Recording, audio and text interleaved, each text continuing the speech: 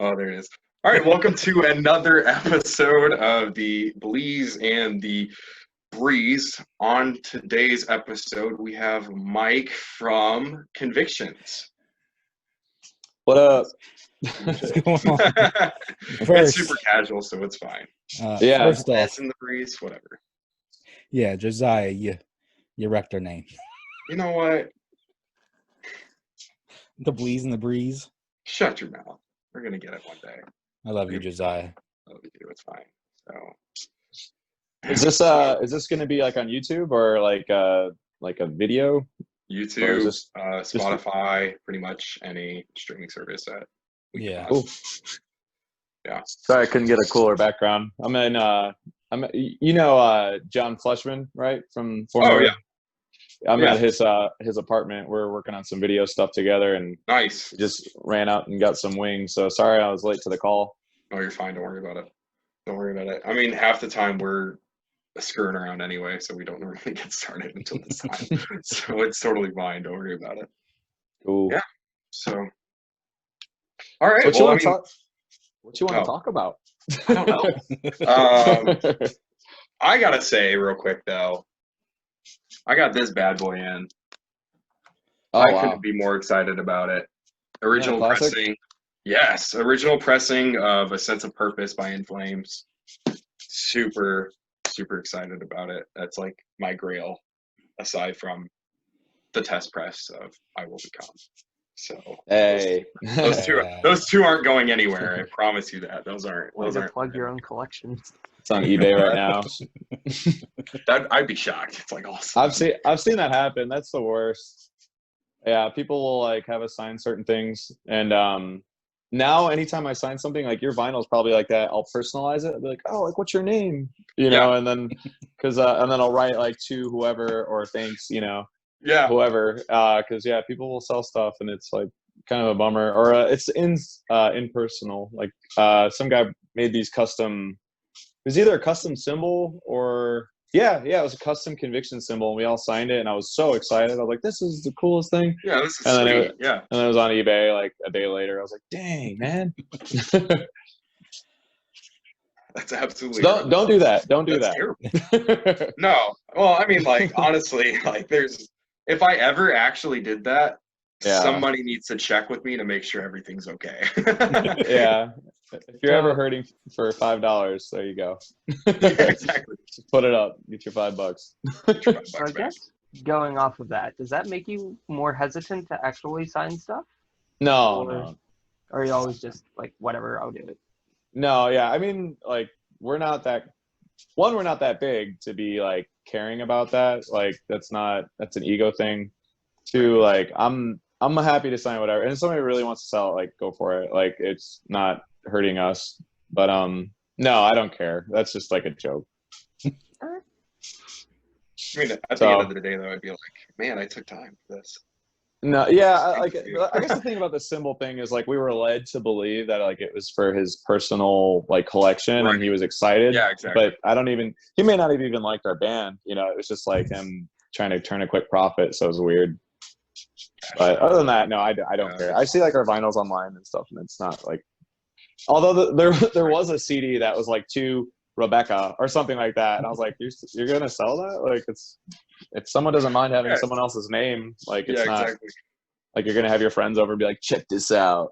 They're like, Steve, that's not even your name. Like, who is that? Like I can imagine somebody listing it out of like one of one convictions. Right. I will become to Rebecca. It's like, all right. I mean, anything to make a profit. Yeah. No, I don't. We don't care. I watched that new documentary, the Michael Jordan documentary, though. It's called The Last Dance. Oh yeah. Did you watch it? I haven't been able to catch it yet, but yeah. Oh my god, it's really good. Actually, like there's some tearjerker moments, but there's a scene where a guy corners Michael, like a security guard, and he like tries to like force him to sign something, and like you can tell like if Michael Jordan were to sign it, it could go for a lot of money, and he knows that. So he's like he doesn't know how to handle it, and like a security guard like just about punches the guy in the face. He's like, "Get out of here!" Like it's pretty funny. One day. One day. No. That is not the segue I was looking for. I'm just kidding. I'm just kidding. So you're gonna get beat up, buddy. No. So funny. I mean, Great. honestly, you did check a water bottle at the guy the last show we went to. So What? What are you do talking you not about? remember that? And in Indianapolis, who's your dome? What Guy happened? spoiled the 2 encores and you tossed your water bottle in. Toss it out or toss it No, at you someone? literally threw it at him. Oh, I probably knew him then because we had some friends from out of town. You did. It was Yeah. hysterical though because we're Oh watching. yeah, Anderson. I think you're talking about our buddy named Brandon. He's in a band called Probably. the Harbor Divide. This is a paid sponsored ad. Oh, was it at Brandon? Yeah. I think it was at Brandon then. So funny. Speaking of which, you guys got to bring him on tour at some point. Yeah, actually, Noah lives in this house I'm in right now. Noah, their guitar player. So, no, they're good buddies of ours. I'm from the same town. So, I would love to help them out. We definitely stay in touch with them. John, our former bass player, he filmed their new videos. So we all run in the same circles. So it wouldn't surprise me if we were, to do something fun. Yeah, I'm trying to. Yeah, I'm definitely down. I'm trying to convince them to let me produce their whatever material they put up next because I think that'd be fun. Yeah, for sure. No, I mean they consistently put out good music, so yeah, that'd be sweet. Super groovy dudes. Yeah, super. But might as well just go ahead and hop into it. Yeah.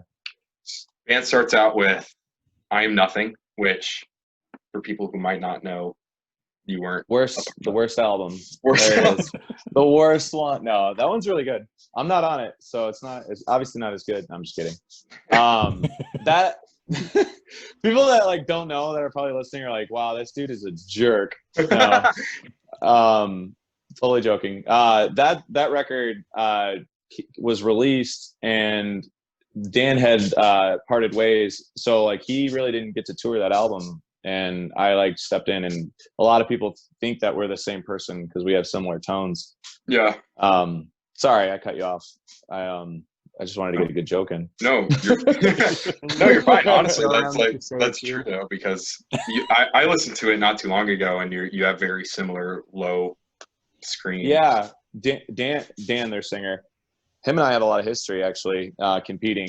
I auditioned for Zach, our Convictions drummer. Yeah. His former band, they're called Run Into the Shadows. This isn't early 2000s. I auditioned for that band, wrote a song with them, didn't get the part, and then Dan came in, used all my lyrics and melodies, and got in the band. So we had weird beef or tension for a little while, and then he does Convictions, and then I come in and ultimately replace him.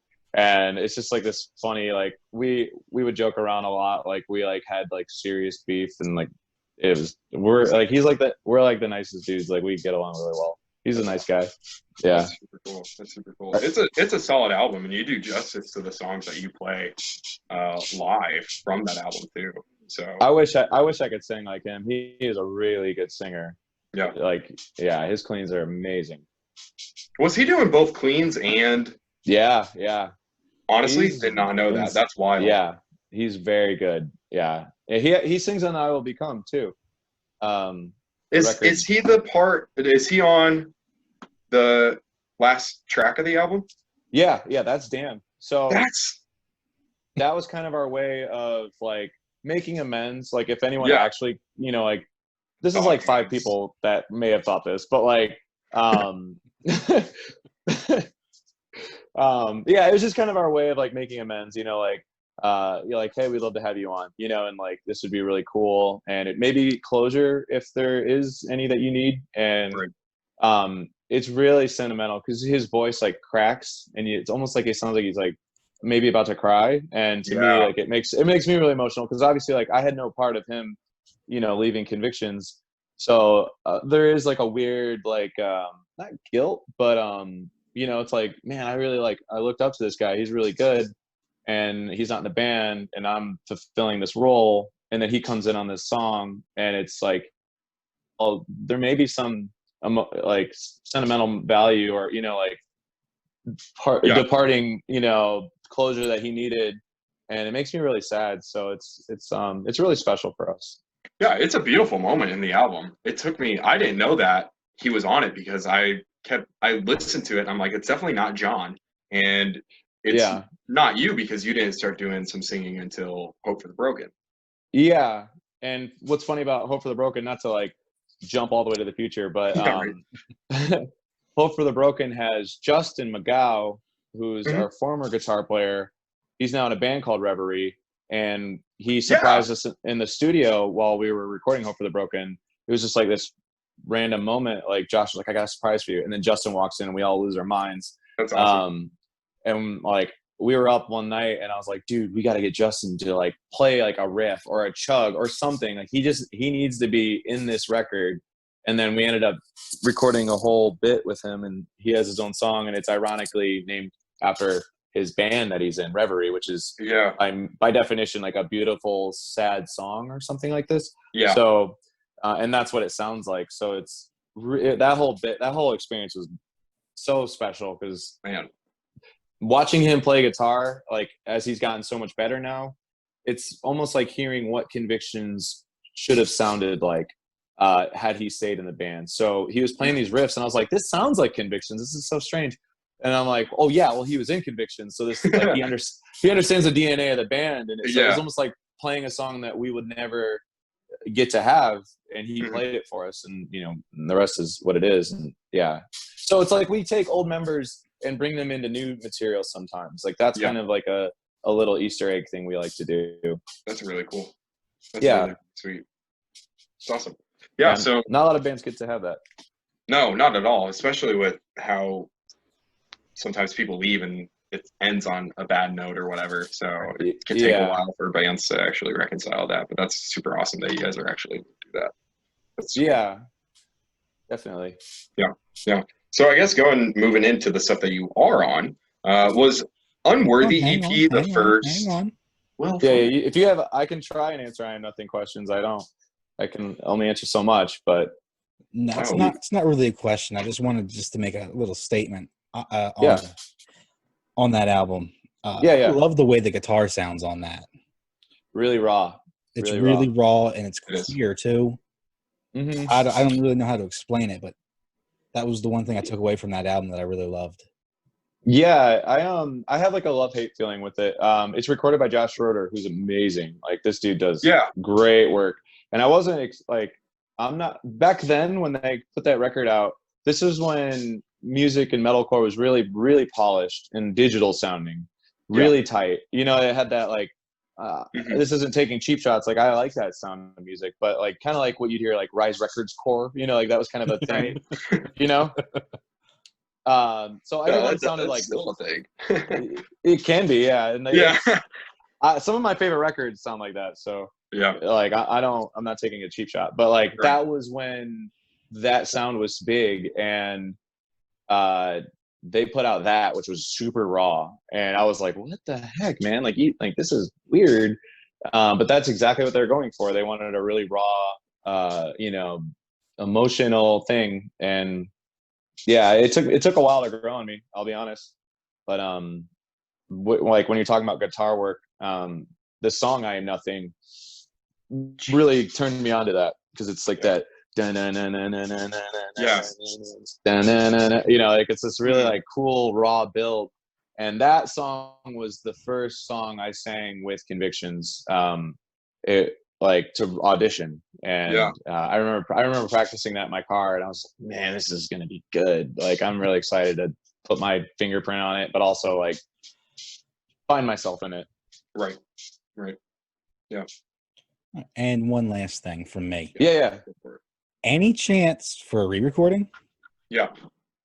Oh man, I know me and Josiah have talked about this.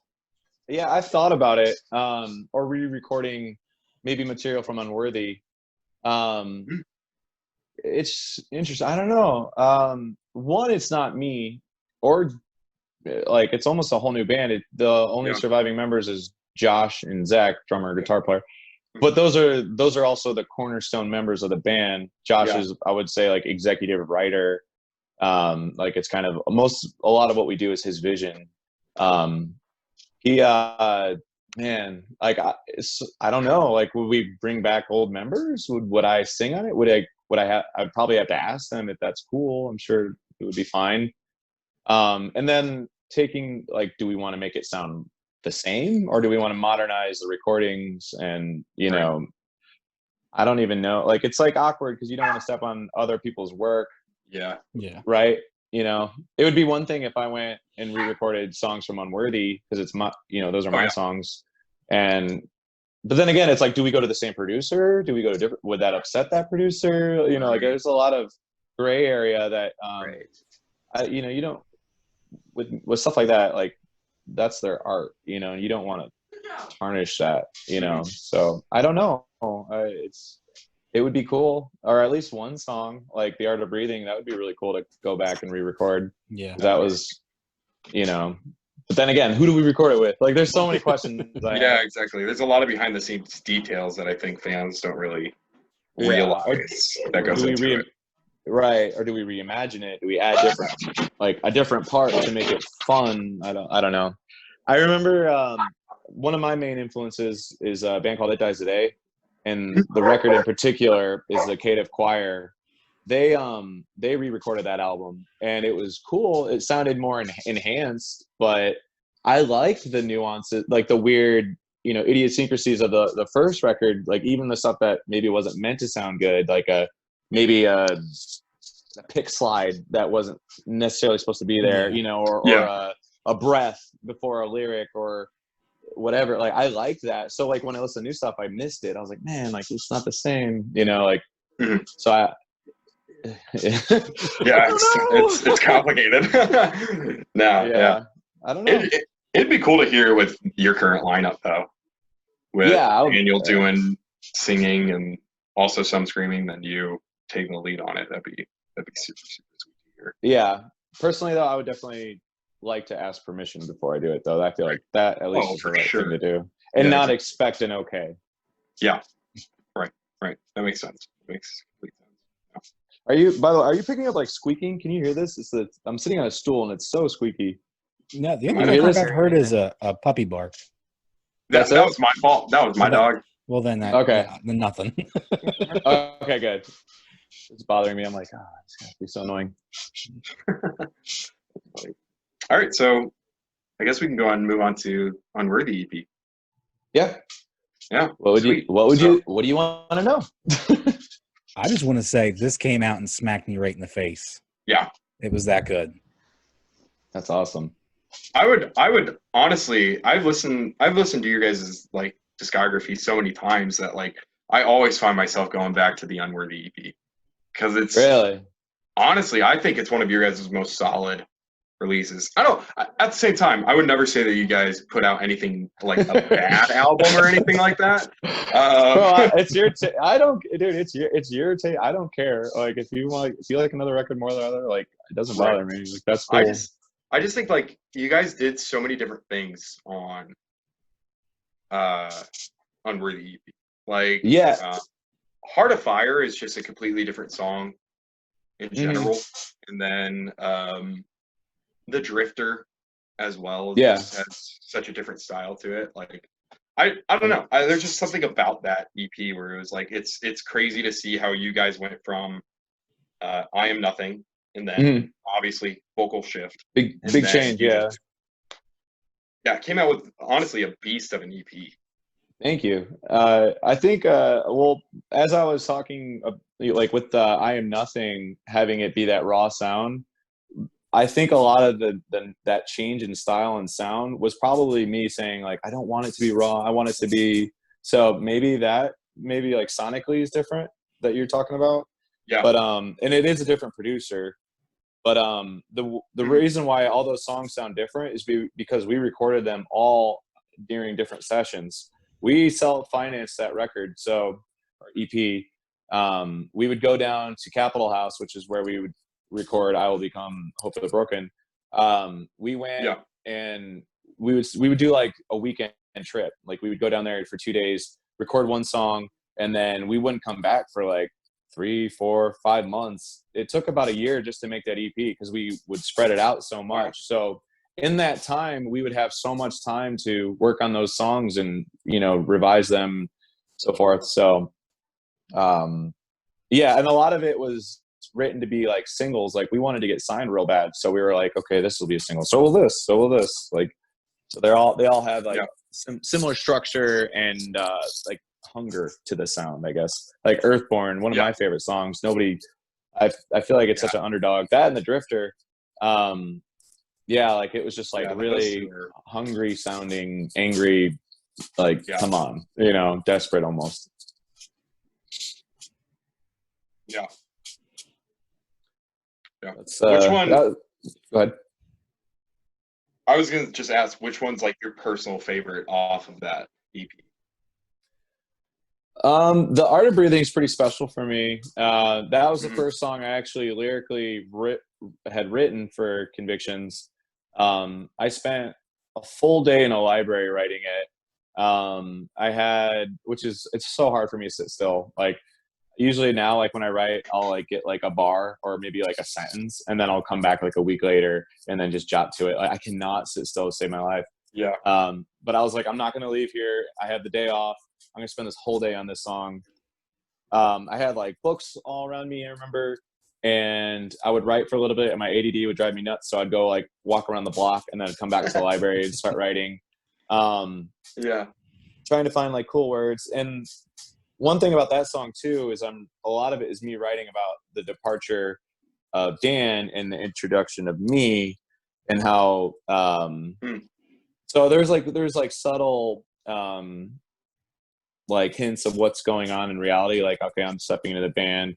This is my predecessor, I guess, and like I'm, you know, like not an angry or spiteful way, but it's just kind of like this is what's going on, and I'm ready to. There's no turning back now, I think is one of the lyrics, and this is just the beginning.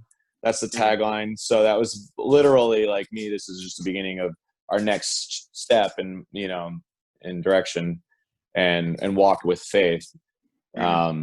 So that's obviously very special. But Earthborn was, man, I love that song. I still love that song. Like playing that is, like I would play that in any set list. I love that song. Great, that sounds awesome. I just want to give a quick shout out to Ryan Kirby too. Oh, right. Yeah, don't forget that. Such a great guest vocal. It was awesome to see you guys get such a good guest vocal on such an early release too. Yeah. We never actually met him either. It was just email correspondences. That's what I thought it's gonna be. It was interesting, like a vocalist of that caliber sending us raw takes of his, you know, his vocals. It was really weird hearing it like not cleaned up and, you know, like just almost like he's just screaming in the same room as you. It was really cool. I was like, wow, like that's what he sounds like. Okay. And he sounds very similar. Like don't be fooled. Like I'm not. Oh yeah. You know, but it was just really cool hearing like a raw version of someone, you know, in the same. You guys are all musicians, right? Or do you play anything? I mean, I scream. I mean, I drum and Okay, so it'd be like watching like a, you know, Matt Greiner or some amazing drummer that you may like, you know, in the same room, maybe watching them tune, and you're like, okay, that's how he does it. You know, like seeing a look behind the curtain was really cool. And then eventually we got to meet at a festival, and it was like, hey, we're the dudes, and he was like, oh, like cool, and that was cool. Yeah, I like in that lyric video too how our former logo morphs into the Fit for a King logo too. I thought that was really cool. That was sweet. Yeah. Sweet. Cool. And then, so like, I guess, how did you, I guess, with that transition from kind of doing your own thing to doing Convictions full time, not necessarily full time, but how did you get involved with the guys in Convictions in order to get that opportunity to be able to come on? So as I mentioned earlier, I auditioned for one of Zach's old bands.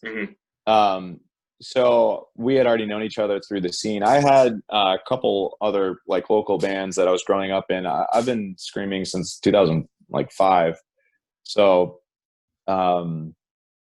like my high school bands, we would play shows together. We all lived in the same area, about an hour's reach from each other.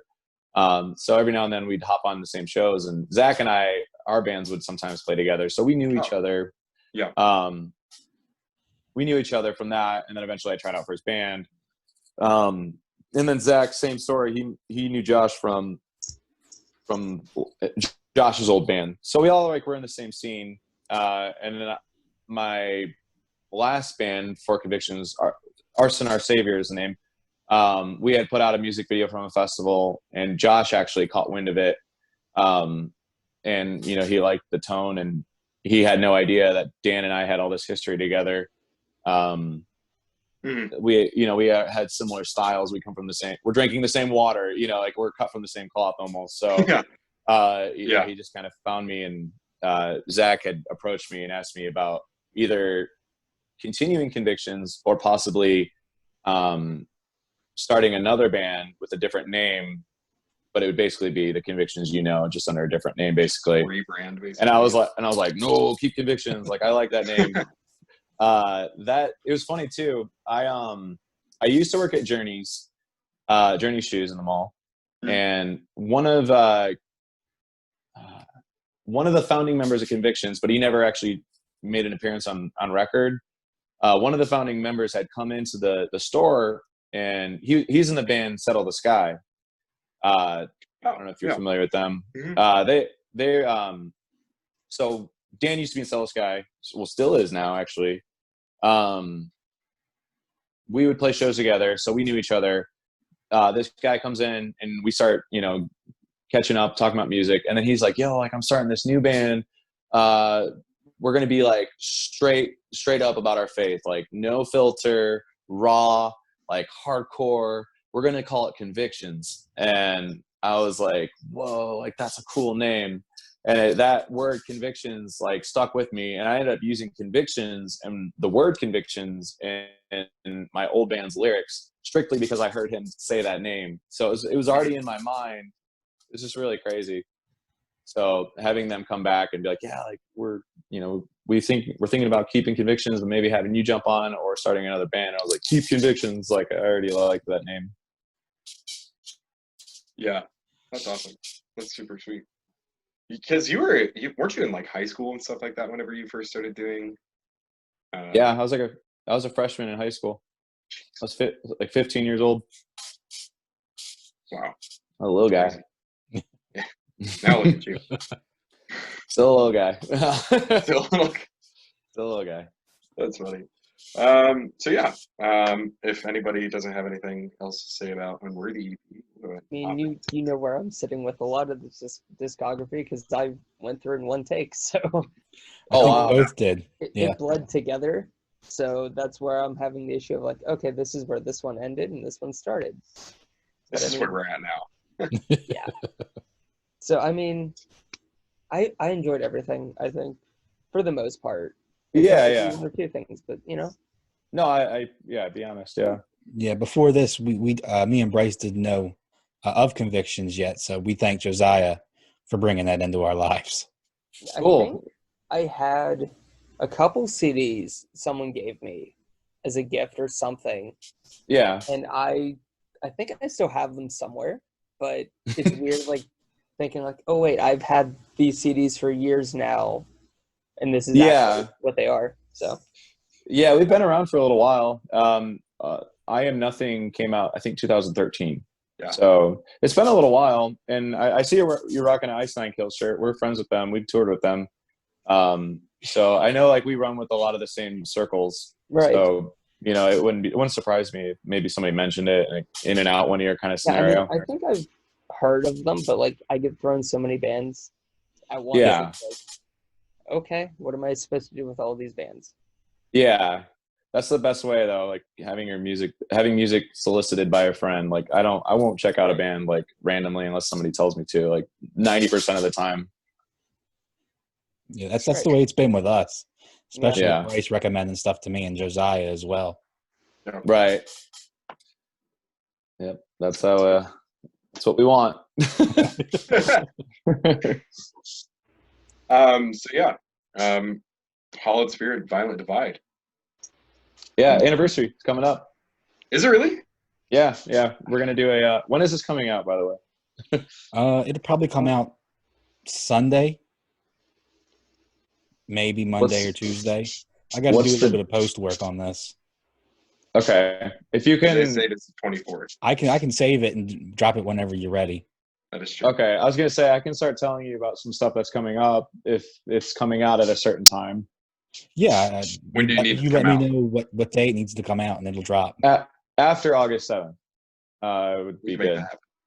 Okay, it's not like a big secret, but yeah, we're putting out a new song, but it's a cover. So, that's something. Now you're gonna just that's enticing me to just ask a bunch of stupid questions. Good. without probably getting the answers. I'm like, dang. Well, I mean, if we I are gotta holding promote it something. until then. Yeah. You say Yeah, cover well, and obviously- automatically. Just automatically think you guys are doing a re-recording of Sharks. But No, that recording's sweet. Wow, that's Joey's. no, right? It's like, why would you touch something like that? That thing's Recording that was like so hard for me because I hit like every range like all in one song. So it's, bro, you got high on that record. Yeah, I'm not trying to do that again. That's for sure. That's fair. Yeah, that's honestly, it's always really cool to see how you guys have consistently like made good music too. And Man, I can't wait till this new stuff comes out. Like I know so every band says that, and it's like an obligation, but man, it is a step up. I mean, when you guys came out with Hurricane, I was like, all right, they're hitting like a whole new level of their music, and so to think about anything close to that is going to be nuts. It's going to be that, but like even crazier. Same producer, same mix. It's going to sound just like that. Like as far as like direction and quality. Yeah, I'm so stoked. It's going to be fun. It's going to be fun. Did you ever think like whenever you made that EP specifically that like Moros and Sharks would have been the staples essentially of your band, or was it kind of just like a surprise when it came out? Definitely surprised for sure. But Sharks was written to be a single, but also like we gotta get signed, dude. So like every trick in the book is in that song. Like obviously like substance wise is all there. Like don't get me wrong, but like everything I could think, like a like a tagline, like every range I could do, like everything is in that song. And like we put a lot into the budget. We went and recorded with Joey Sturgis and really tried to make make the right moves to get it to where we're hoping it would. But yeah, like I remember when it came out, we were doing our first little like maybe a week-long tour. This was my first time on the road like that. Seeing it go up on the iTunes charts and surpassing like obviously these are older records, but they still sell like hotcakes, like Toxicity from System of a Down, or at the time one of Slipknot's records, like big mainstream arena rock metal bands, and like our EP was like above them in the charts. Like was so crazy to me. Like I was screenshotting everything. I was like, this is nuts. Like, oh wow. And eventually that led to us getting our first deal. But yeah, like going into that record, we were extremely hungry, and we put a lot like more money than we ever had into recording. We spent like maybe a week in Michigan recording with Joey Sturgis, trying to elevate things. Right Yeah, honestly, like it's another solid EP, and thank you. Honestly, it'd just be weird. It'd be weird if you didn't have those songs in your discography, because they are just like those staples of the band. We still like Moros for sure. When we're on tour is usually requested, or Sharks sometimes. Yeah, it would be weird not having that. Yeah, definitely. That whole recording process was really special. I remember when we recorded The Will, which is on there. That was kind of like us giving up all our like, just kind of giving everything up to God.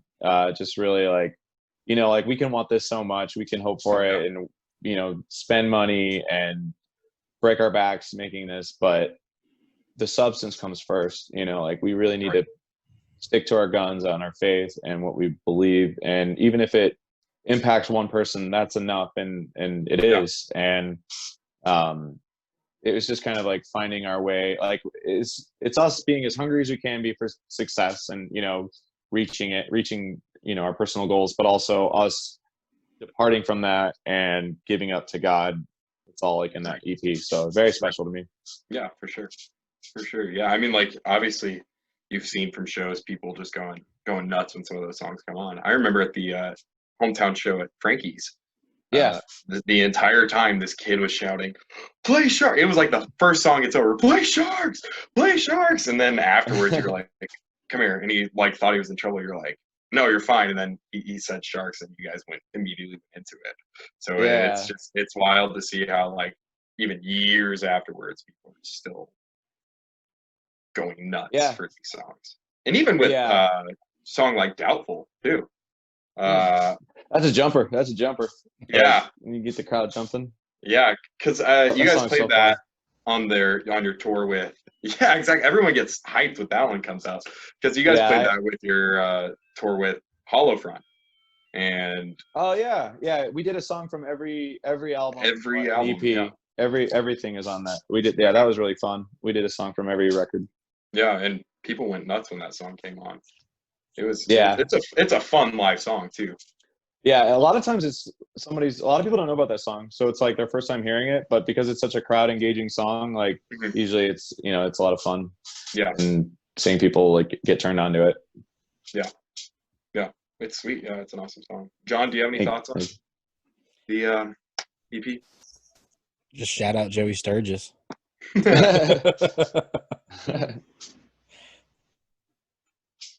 So would you say that that EP was really the EP that made headway for you guys in order to get signed? Did it kind of accomplish that goal, or was it still a little bit more work that you had to put in before I Will Become? No, definitely. I think so. Unworthy was kind of like basically debuting the band as a, you know, as a new, almost like a whole new thing, different sound members, so forth. Direction. And Sharks was just like taking Unworthy and just like really beefing it up and like trying amplifying it. And as far as like notoriety and exposure, definitely, without a doubt. Nick Moore though claims he signed us off of Unworthy though, which is funny. Oh wow. Yeah. So then which leads us into I Will Become, which was honestly, would you guys consider that your debut album, or would you still consider I Am Nothing to be your debut album? That's up for debate. I do. Like, obviously I'm biased because it's me, but it's more of an EP, but some people definitely disagree with that. So it's definitely up for debate, but I think overall we say it's an EP. So I Will Become, I guess we will say, is our first out, like full length. Most songs, definitely. Yeah, I think it's hard for bands to come out with a good debut album. So the fact that you guys were still with all the material that you had recent, still releasing something that is fresh was really impressive to do. Yeah, and in a different direction too. That one is definitely more melodic and emotional. Like, I think a lot of people expected us to carry that Sharks energy maybe into, you know, the following record, more, you know, metal, I guess. And then this one there are metal moments, but it's more emotional, spiritual, just back to the raw feel of like I Am Nothing. And we pay homage to it, obviously, with The Void Remains and because of the void, right? And having Dan and there's some lyrical callbacks too. Which I thought was really cool, how lyrically it's almost all tied together too, because in House of Lies, you know, you're constantly asking the question, what will I become? And then you answer that question in I Will Become by saying I will become a man of God and I will become whole and stuff like that. So I thought that was really cool intricacy that you threw in there for the lyrical aspects of it. Yeah. We do it in Hope for the Broken too. Yeah. Yeah, which is really, really sweet to do. Try and sandbox it as much as we can. Right. You know, big fan of that.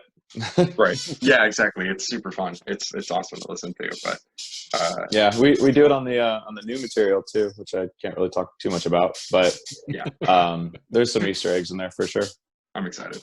So Bryce, go for it. Okay. Yeah. If you don't want to mind. So being that this is like the first album that you guys were signed to a label by. Yeah. Did the writing process change? Like, I know you were saying like melodically that stuff changed, but the actual process behind it, like having a label, maybe put expectations on it or say, hey, we need this by a certain date. Like, did that impact anything, or was it like the same? Yeah, you're pretty familiar with like you know what you're talking about, like with records. Unfortunately, I'm going to college for it. Oh, okay. Yeah, I was like, unfortunately. Yeah. They're I mean, when you're basically working, you know, for someone else, like responsible for, you know, representing a label, and we had to pump that record out like I think it was like 2 months after we signed our deal. Like it was fast, and we only had like a little bit of material written. We did not write the record in the studio like I know a lot of bands do. We didn't do that, but it was just about like it was like so fast. I couldn't keep up. Like with songs like Brother's Blood, I had a big hand in. I mean, I definitely wrote lyrics on everything for the most part, but like Hustle Eyes and a lot, basically everything. But Josh and Zach actually took over a lot like of the lyrical content, and hats off to them. They are really good lyric writers. And at the time I kind of was in a funny place with my head because it was like a pivotal moment in my life where it was like, okay, I'm signing this deal, which I've always wanted, and maybe my life will, you know, actually go where I've always dreamed. But also I was in this relationship, and I was very invested in that, and I really wanted to, you know, see a future there. So it was like, I'm spending time with this girl, and you know, I've had all these plans that I, you know, like want to move forward in my life with this woman, but also like this band. And it was just like, my attention was like spread kind of thin, and a lot of it was like me being in a funny place emotionally. The relationship obviously didn't work out. And I kind of knew that too. So it was like, me as a person, I was like in a really weird place, and we had to pump this record out so fast. So I know Josh and Zach stepped up a lot with the lyrical content, and I'm really glad they did, because they did an amazing job. And so when I went and recorded a lot of the songs, because of our time crunch, I was blowing out my voice a lot, and I was also kind of sad in certain ways. So ironically enough, me hurting physically and emotionally and being in a funny, like rushed space made for it to be so emotional and sad. It was raw. Really raw. And it was like a perfect storm to really feel what the lyrical content was and apply myself in a practical, real way to these words. So it was really, really special. And yeah, I'm really happy with the whole thing, really. Yeah. And there's songs too, like I go back and I'm like, whoa, like this means way more to me now than it did back then, which is ironic. Like Clouded Mind, we played on our last tour. Yeah. And I'm like, wow, like I said that? You know, or like, oh wow, that's good. And yeah, they did, like, and a lot of it was because like maybe I didn't write a certain bar, or I just kind of, you know, like, I didn't really maybe comprehend exactly what they were trying to say until later in life. But don't get me wrong, like I'm lyrically all over that record, so don't I don't want you to be like, oh, he's just like recording what was given to him. No, it wasn't like that. Yeah.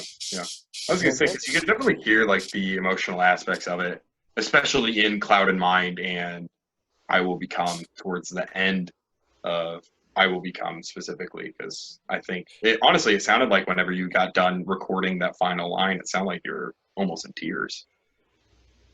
Yeah. So this album title I Will Become actually came from my dad. So growing up, I'm going to try and make this as fast as I can. Okay. Growing up, I was never Christian. I wasn't a religious family. But I always had like a longing to know God, but it was like discouraged in my family, or at least that's my perspective. So when I found God, my dad actually started taking me to church, and we both, like, were introduced to Jesus almost together. I was in a non-Christian band, and I was like telling my dad, like, yo, like, I'm going to join a Christian band. Like, you're stoked, right? And he was like, no. And it was the weirdest thing. Like, he was not excited for me to be in a Christian band. And I was like, well, why? And he was like, if you're going to like talk the talk and walk the walk, you basically need to be a totally different person. And it was like, wow, like I'm going to have to become someone else. And then I remember sitting in the driveway, and I was like, I will become this. Like, I will. And I will become. So that's really awesome. Yeah. And it stuck with me for a long time. I was like, wow, I'm going to become this person. And I want to, like, it's not an obligation.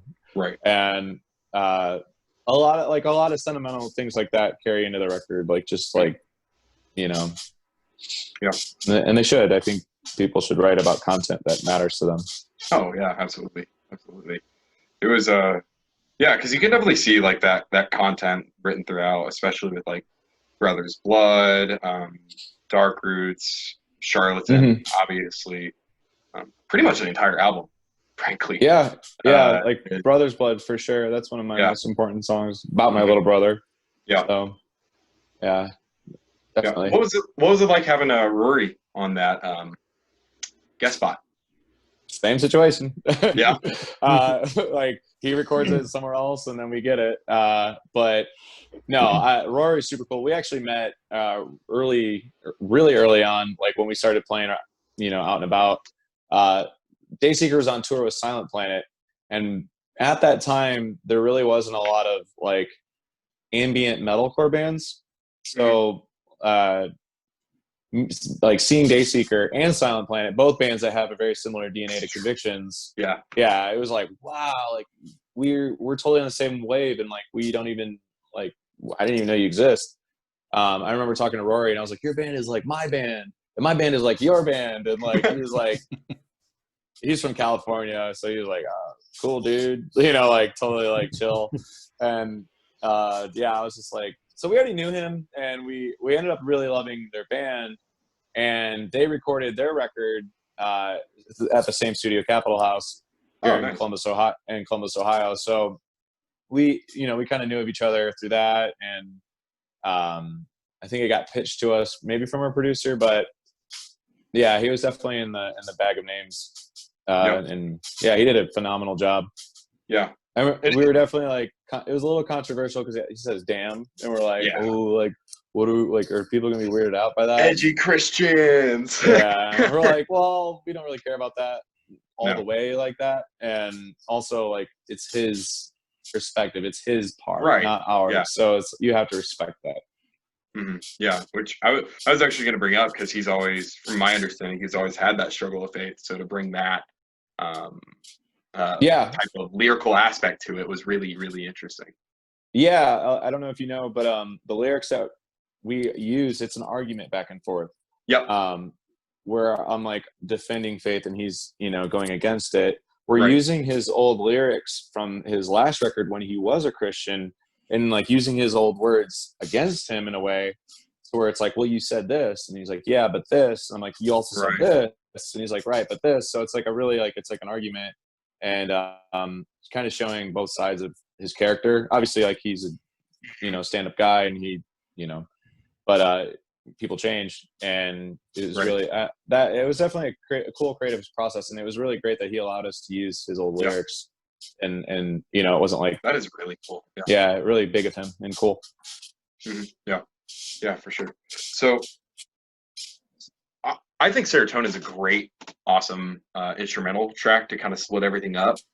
Mm-hmm. There's lyrics to that song, is there not? Yeah. Okay. I'm saying I will become. I think I will become a man of God, or I will become, but I'm screaming in a guitar through the pickups. Really? Yeah. That's so cool. Okay. Yeah, like Josh That's so told cool. I think he's doing like a delay or ringing out or something, but like he held the pickups, and I'm just screaming in the pickups, and it made this crazy sound. That's awesome. Yeah, it's I will become. Yeah, that's what's going on. I kept hearing it as I am enough, which with like the idea of the serotonin and whatnot, but that it's super, super cool to hear. Sure. I said that. Yeah. Is. Whatever you want it to be, man. Exactly. No, that's still super cool though. Anytime I'd listen to that song, I was like, I gotta figure out a way to figure out what this out art. But. Yeah, they do a lot of weird stuff like that on I Am Nothing, like weird studio tricks and stuff. Mm-hmm. From what I know. Josh Schroeder's crazy. He'll record drums, but it won't even be a drum. It'll be a guitar. It'll be a trunk of your car slamming. Like he'll do samples and stuff like that. Like he's crazy. That's wild. Yeah. That's wild. Again, I guess, were you kind of surprised whenever Charlatan came out and you saw how like everybody of course loves like Moros and Sharks, but like you do not go to Conviction's show without hearing Charlatan by the end of the night? That's not true. We don't. Almost, man. It's just when you're in town, and then we're like, all right, no. Thank you. I appreciate that, guys. Yeah, it's a metal song. It's good for circle pits and stuff like that. Like I really love focusing on the showmanship, like being in front to a show, making it a live show. The song is really good for that. But I mean, I don't know. It's not necessarily like, I don't think it's doing like as good of numbers as like our singles or I don't see people like really quoting it as much. But it's just something about songs like that go over really well live. Like Doubtful, for example, not a very popular song, but live it's totally different. Right. It's funny, like, well, there's popular songs that like I don't even want to play live because I'm like, yeah, it's a good song, but this song I know is gonna like smack them up. It's wasn't that the way that you guys had it with Clouded Mind on that show? You were like, I really don't want to play the song, but everybody wanted to hear it, so you're like, fine. Yeah. Well, now I enjoy it, but for when we were touring that I Will Become cycle, we were playing songs, I believe, like Glaciers and Clouded Mind, and there may have been another one that they're like melancholy. They're melodic and they're relaxed. Was Dark Roots in that mix? Maybe, probably. But we were playing like these songs that are melodic and not necessarily like crazy mosh songs. And so like it's not that I'm bored, but it's like when people are just standing there and they're taking the music in, a lot of times I'm like, do they like it? Like I don't know, unless you're moving or singing or punching someone, like I don't know. And so psychologically it would mess with me a lot. I'm like, people I don't know, it's hard for me to, I only see one side of it, so songs like that I usually I would stray away from. So bringing it back was kind of a cool thing to do, because the way I view live shows now, it's almost like a movie. You only have a half hour, but I want to treat it like a movie. So like the first scene of your typical maybe thriller or action movie, it just starts with the car crash or the murder or the explosion. You're just thrown in the movie like, wow, this is nuts. Same thing with the show. I just want usually like it depends on this tour, but usually I like it fast in your face. This is who we are. This is your introduction, and then you kind of keep the energy with the next song, and then at some point there's the turning point of the movie where the character loses the girlfriend or loses his powers or whatever. It's a sad turning moment, and then the rest of the set is getting it back and then ending on a strong note. So Clouded Mind is a good one to bring down the energy and then turn the emotion knob up, and that's super cool. I'm sure that really determines how you guys do your set lists and stuff like that then. For sure. Yeah, like the Will or I Will Become is usually like, I mean, I don't want to give away all our smoke and mirrors, but it's really good to like right before either the last song or like right before the last song, just to kind of let people breathe and have an emotional moment if they want it, or maybe they don't know they need it, and then end on a big cliffhanger or a big you know, hoorah. Yeah, almost like a, hey, if you want more, just come around next time whenever we're here.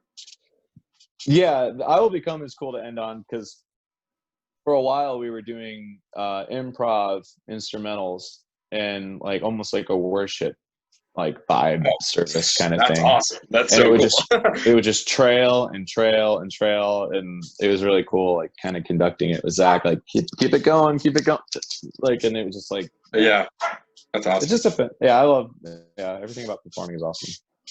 The last question before we move on to Hope for the Broken. What would you say is your favorite song off of I Will Become? Brothers Club. Yeah. Yeah, it's definitely because of my brother. My brother almost died, and it was almost my fault in a way. So reconciling with that, and also carrying that energy into what the actual song is about, him not having faith, and me being okay with him dying one day, and me moving on and maybe not seeing him in heaven. Like, that idea scares me so much. And as a Christian, it's important to let people be and let them make their own choice. You can't force things like that on them. Right. And it's just kind of me almost letting go of my past with him, and how he almost died, like not at my hand, but like me being responsible of him, and carrying that trauma with me.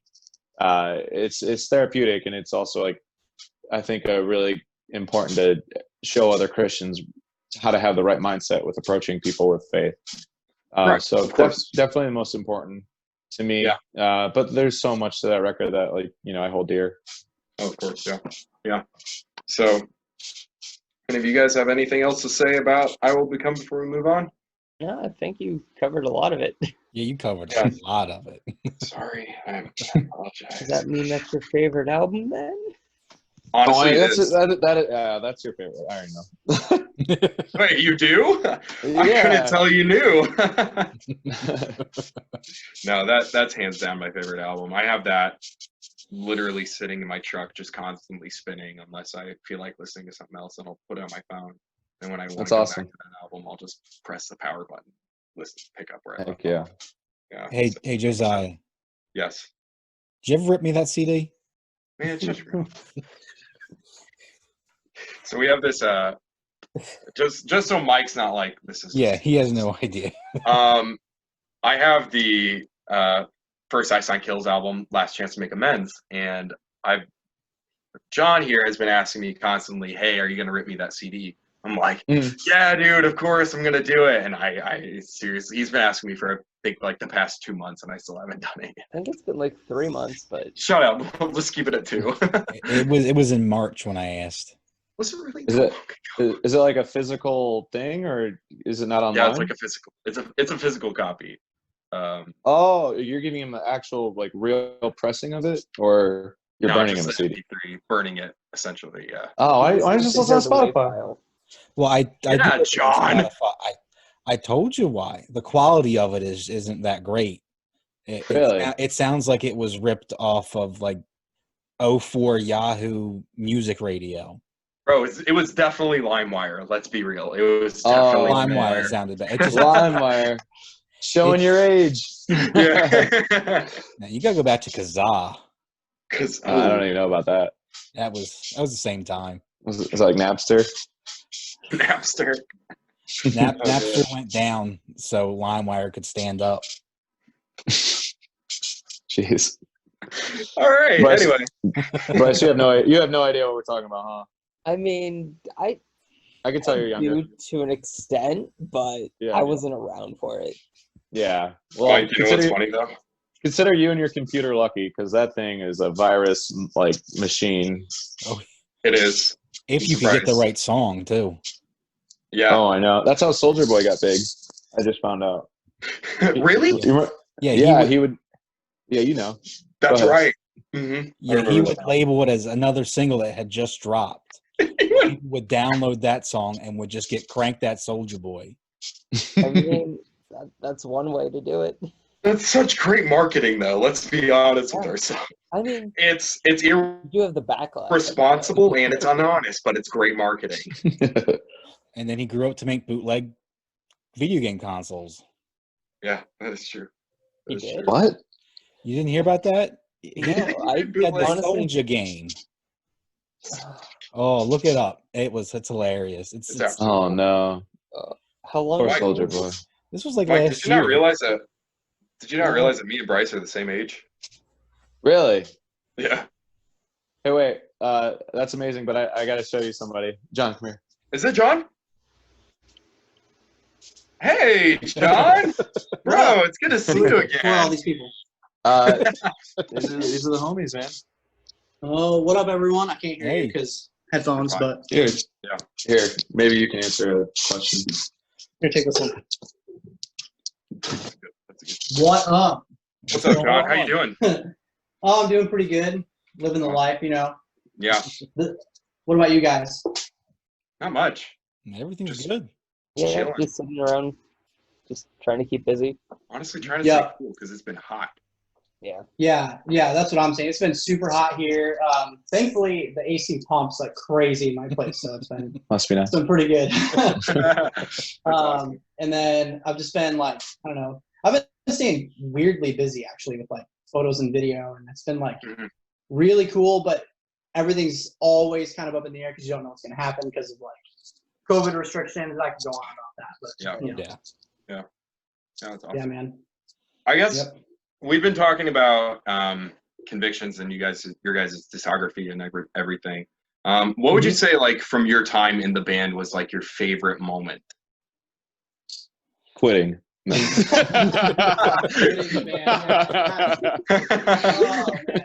Oh, man. Dude, honestly, that's a pretty tough question.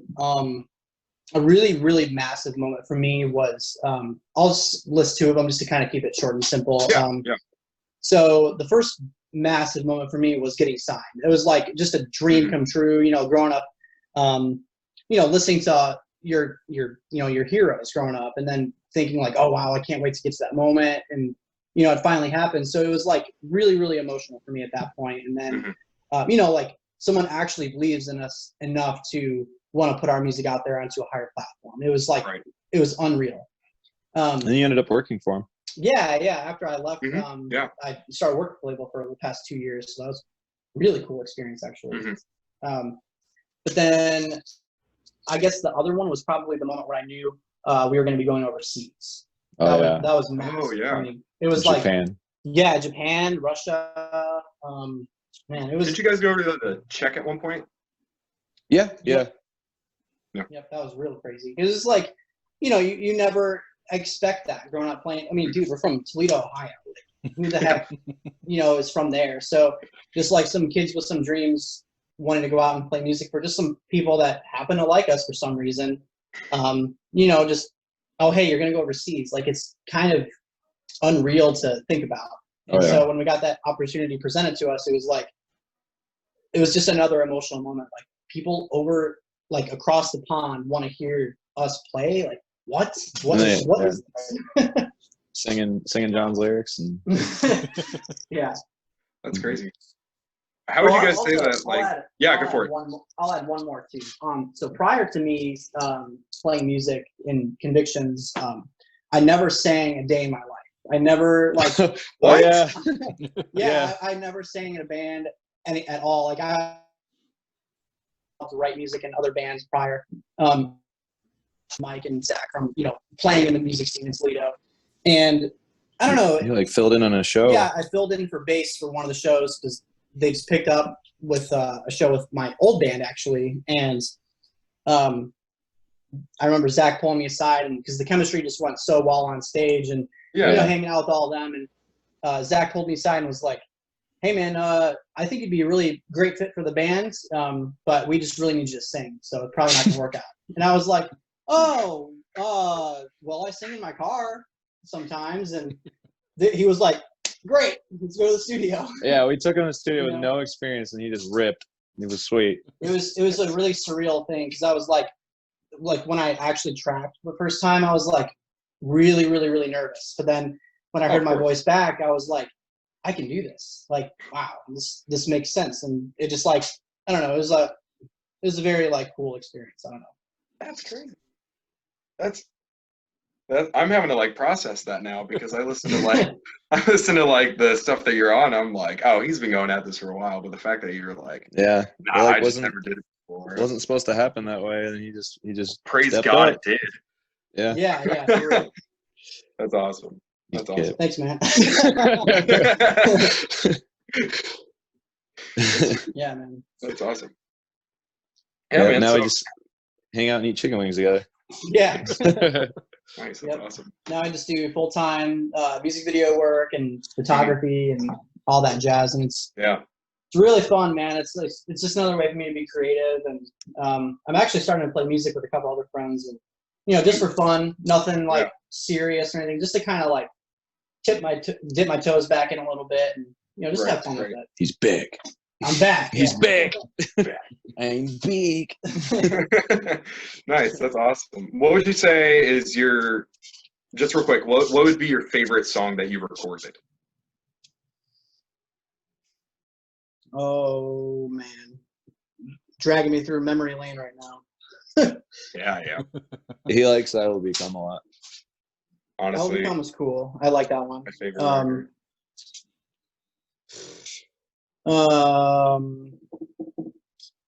I'll say, so before I even joined, I was a huge fan of I Am Nothing. That was like huge for me. That's what kind of, I don't know, got me talking with Josh and everyone. And I was like, you guys put out some really cool stuff. And, I think being a part of it would be cool. And, it's kind of how things just the ball started rolling a little bit. But as far as a favorite song I've recorded,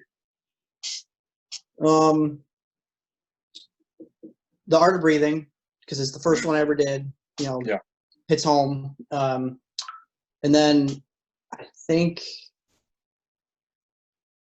I really, really, really liked doing Doubtful. Probably because it's one of my favorite melodies that we ever came up with. It's just really fun to do. Deceptive Heart was a big one too, because I helped write a lot of that melody, and it was like, that's all you. Yeah, it was a really proud moment for myself. Yeah. And then a lot of the last record that I was a part of on Hope for the Broken was pretty big for me, because it was the first time, first real time I went in the studio with full confidence, I can do this, and I just try to nail everything I did. And it was really, really, really fun to do. So awesome. I guess that whole last album was just a really just good memory for me, I guess. Yeah. That's awesome. Yeah, we were actually just about to move into discussing Hope for the Broken and everything along those lines. So yeah. So the album, the album starts off with honestly, you guys are. The album starts off with Exodus and everything, and so I've always kind of been curious, how does that continue the story of the previous album, I Will Become? Yeah. So The Void Remains is from it references Genesis with Moses, and then it continues biblically with the plagues, and the record Hope for the Broken is a lot of callbacks to the things that have plagued us throughout the previous year. Oh, okay. So so it biblically, chronologically follows I Will Become. Yeah. Oh, that's awesome. That's super cool. I never knew that. Good things to know. Did you guys ever open up with that song? Because that'd be a sweet opener. Yeah, I think so. Maybe I should know that. No, we haven't. Well, you need to. Yeah, I will. If we do, I want to go all out. I want to have toms, separate toms on stage with other people. Yeah, it'd be really cool. That'd be amazing. That'd be but a sweet moment. Good old COVID says no. It's the worst. So I think I noticed with Hope for the Broken, you guys tackled a lot harder issues. Not necessarily then I Will Become, but just as a whole. So yeah, I think I Will Become was a little more internal, and then Hope for the Broken was a little more inclusive to like other band members and Right. people. Yeah. Mm-hmm. Yeah. So like, I'm sure Deceptive Heart was a very, That was I guess, personal. emotional, Yeah, big old breakup. Yep. Yeah. Yeah. That's that. Yeah. Yeah. Exactly. Well, like honestly, you guys wrote one of the best choruses I think you guys have. Yeah, that's it, man. It's such a great chorus. Like it's in like. I just always remember the part in like just the music video when you're running through the chorus and then you run into the line, "I'm not what you assume," and the slow-mo happens and it gets more melodic and everything, and it just translates so well live too. Thanks, man. Yeah, it's such a great part of the album. So, and then obviously, you know, you guys move into stuff like Divided and whatnot, and continue on with that. Yeah, like it's. How would you guys say like that was? What was your guys' goal? I guess when following up with "I Will Become" with that record, because there's, I think, not necessarily a stylistic change, but there's like a slight minor change in just like the record. Yeah, the vibe is different for sure. Like it's less I don't say less emotional, but more Polished. Yeah, like basically my mindset at least was taking what I believed we were really good at and then amping those things up on steroids, almost like a Hollowed Spirit approach, where it was like, oh yeah, let's just amp everything up. That was mostly my mindset. So a lot of it is like written as singles, voices, and these songs are written, you know, like to stand out. I think that was a lot of it. Definitely. Yeah. And so I guess like it was really cool to see how you brought on like Chris Roeder and JT for those two spots. That was really, really sweet to see. How was that like working with those two, considering that they are in bigger bands and stuff like that? No offense. Excuse me. No, because their bands aren't trash. No, we've toured with both of those guys. So like Moss the Flames, we met when we were on tour with Ice Nine Kills. Both of these bands live in Ohio too, which is cool. Yeah. So yeah, I mean, we've toured with Hawthorne Heights and like Moss the Flames. So we had already gotten like a personal relation. You know, we've gotten personal with those guys. We built relationships off that. So it was just like a no-brainer, you know, for them. It was like, these are dudes we know, dudes that we like. Let's do it. And yeah, I'm really happy with how they both cool working with like Moss the Flames for me, because we actually had Chris in the studio for that, and I had written parts. I had written out his parts and some of the melody. I don't know, say maybe even all the melodies for it, and I stepped behind the producer's chair with them, you know, like with a mic, talking to him in the booth. And here's this guy that is, you know, really big in the scene and professional, you know, and you know, I'm me. And so I'm like, okay, dude, so this is what I need you to do. Go ahead and hit, not like that. What I need you to do is hit this, sing it like this, and then scream like here. And I want you to say this here. And he took direction so well. I mean, like, he's professional. He's like, yeah, okay, got it, and nailed it. And it was just so weird because I had it like in my mind, I had to not geek out and be weird and just like switch over to being professional. Like, okay, this is what I need to do. And for me, like I love music so much. And when we do these festivals, like with bands that I like, I have no shame in approaching them and being like, bro, you're in Villa Maya. I'm crazy about your band. Like, I'm just going to sit here and nerd out on you. And they have That's awesome because I'm backstage too. Like, they can't get away from me. So yeah, like yeah, so I promised myself, like, if I ever get to where I am now, like, I'm just gonna punish these dudes and tell them, yeah, I like to geek out. I like music. I don't care. Yeah. So that's kind of, it was weird for me, but really cool because I was just like, yeah, like we're gonna be professionals now. That's awesome. Except for JT, he's a clown. Yeah, JT's he's a clown. Really? JT, if you're watching this, you're a clown. Yeah, he's a clown. We'll make sure. No, JT and I are cool. Yeah, we like him. He's our dad.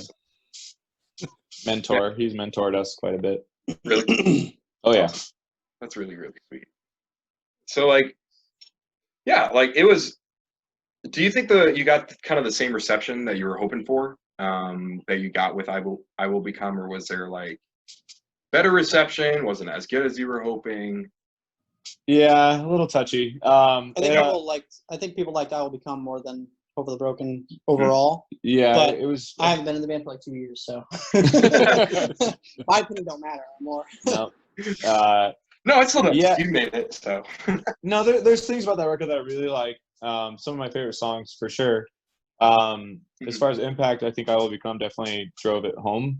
But yeah, I mean, obviously, like we wish we could have had more time with I Will Become. Our Hope for the Broken. I wish we had more time to, maybe polish it up, or maybe not include as many songs, and maybe put many songs. Yeah, maybe put more energy in others. But yeah, I don't regret it at all. I don't. Oh, of course not. But yeah, I mean, it could have. There's so many things that I could have changed, but it is what it is, and I stand by it for sure. Right. But yeah, I mean, you live and learn, and now the new stuff is totally what it is, and I don't think we would have been able to get to where we are now, or where we're going to be. Experience, yeah, and that record has done some amazing things for some people, and I don't to trade that is like no, like I can never like some people. Some really intimate connections with some of the songs, and that's why we do it, Right. Of course. Right. Yeah. Would you say that this album really kind of set you guys on the launching pad that you were kind of hoping for, getting more recognition? I think more towards like how you guys have been getting really recognized by like Heart Support a lot and stuff like that. So would you say this album really kind of spurred that in, or did you think it kind of just built off of what I Will Become already did? Yeah, I think it drives home the mission of the band. Hope for the Broken is literally like part of what we want to do, give hope to the broken. Right. So it definitely drives home a lot of our mission statements, and maybe not commercially as successful as maybe we wanted or hoped for. And I'm not gonna be afraid of that. But right. the connection that it had to some people that needed it is exactly what we want, So to me, I don't regret that, and I don't. I think that it did exactly what it needed to do. Right. Yeah, and it was cool to see like some of the different topics that you tackled, like in Feel Alive. Like, was there a certain backstory with Feel Alive? Or? I'm giving this all to John. Okay. If you wanted to answer it, that's for sure. Sure. Oh man.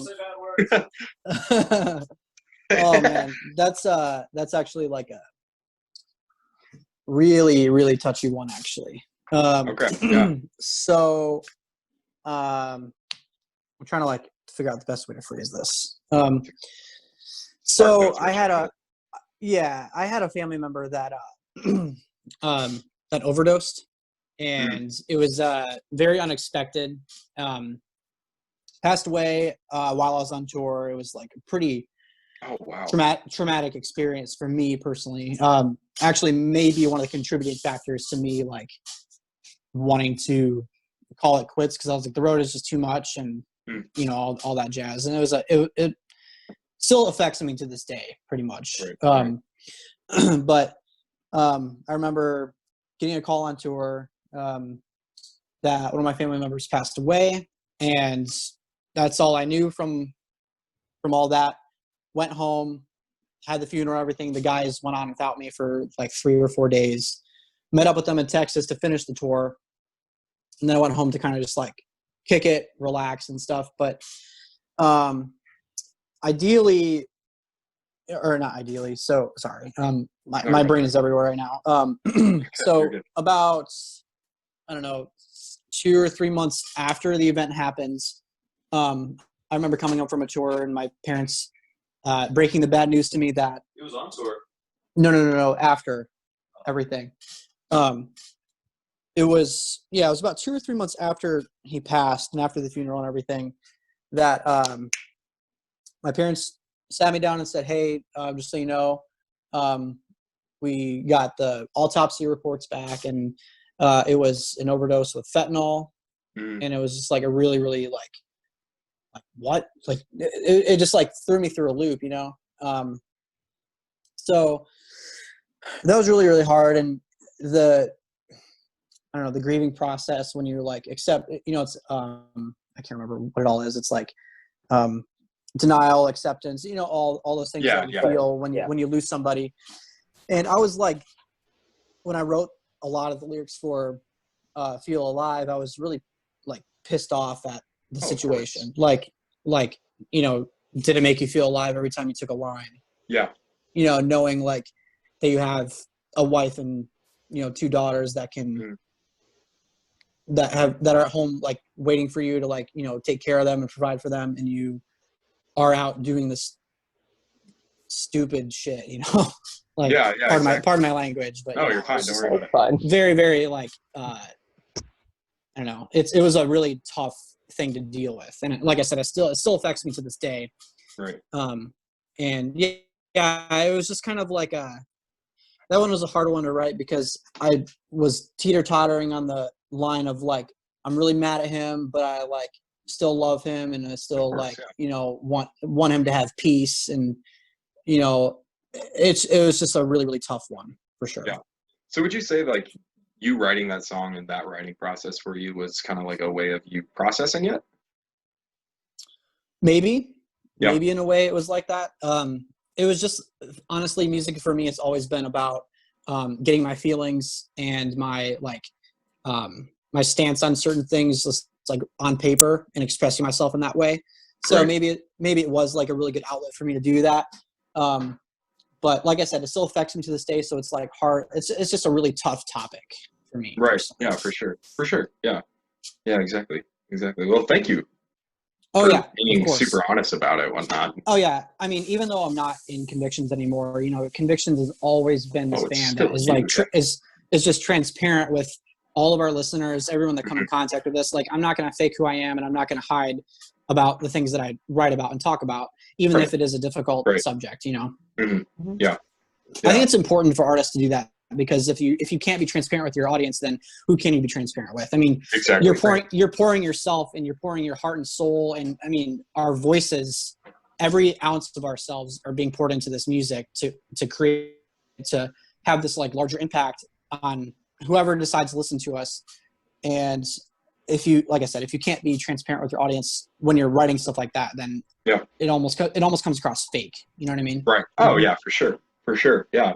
And so, yeah, I don't really know how to respond to it because I've never been there. But no, that is a really, really good point. And so, how, I know you left the band not long after this album came out.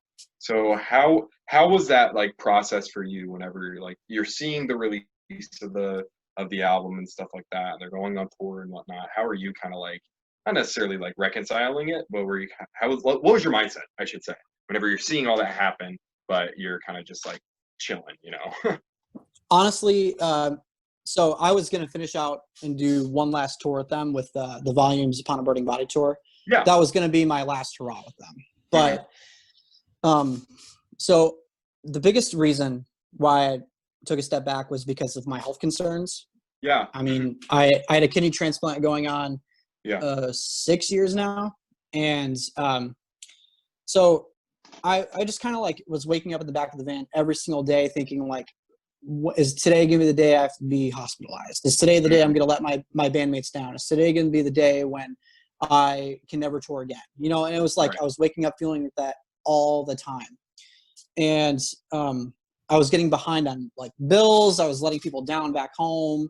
You know, just like pretty much like the weight of the world on your shoulders feeling all the time. And it just like started to defer me from the love I had for playing music full time. And it's not that I hated playing music. It was just like, I need to like take care of myself and my family and like, you know, let's take care of things at home. And I know if I stay, it's going to have a negative impact on the band. So that's like the primary reason why I took a step back. And I didn't want to. It was a really, really hard day when we came to that decision. And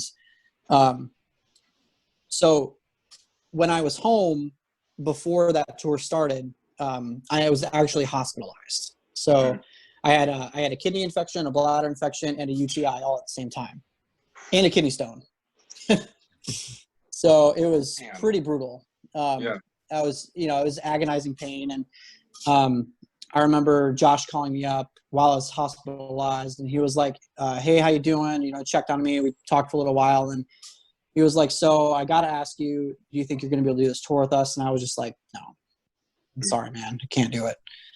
And that was really, really tough.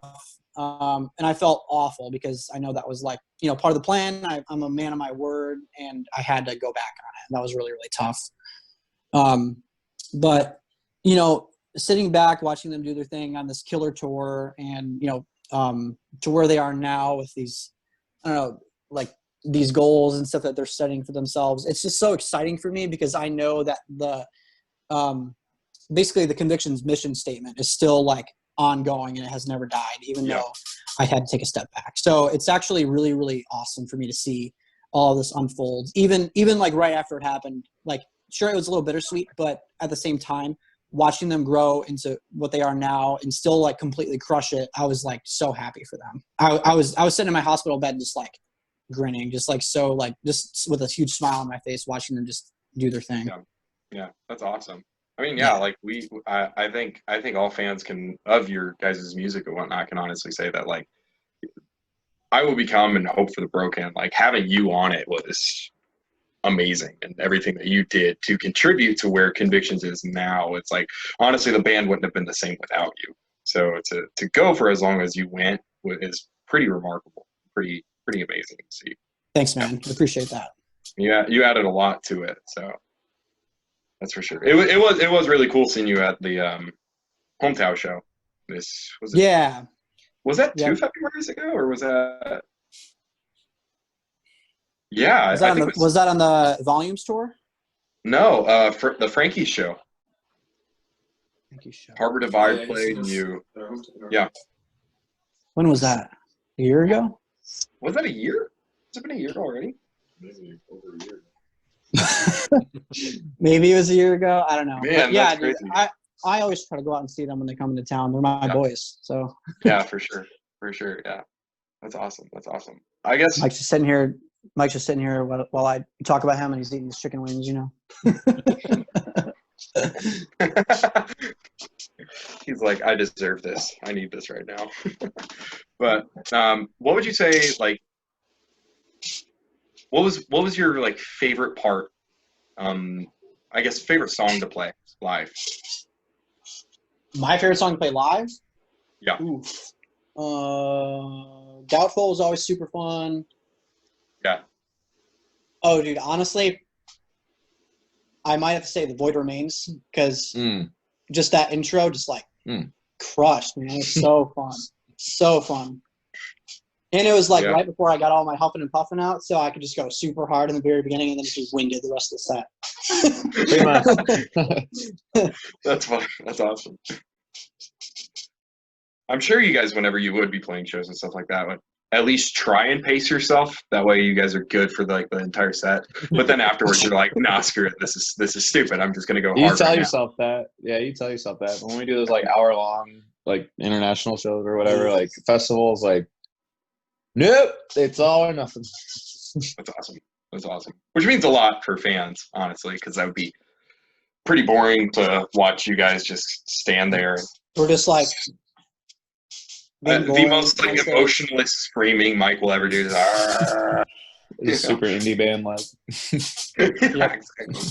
Exactly. That's awesome. But yeah, Mike, what would you say is your favorite song to play off of Hope for the Broken? Deceptive Heart for sure. Yeah. Yeah, that song's hard, but it's fun. Especially the long scream. How are you able to pull that off?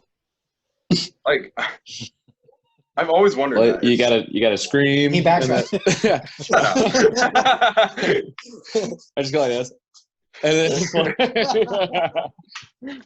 yeah, it's a different vocal technique than when I'm usually doing. From a metal vocalist, just do this, and then you'll be good. But just go like this, and then play this song on the radio. Yeah.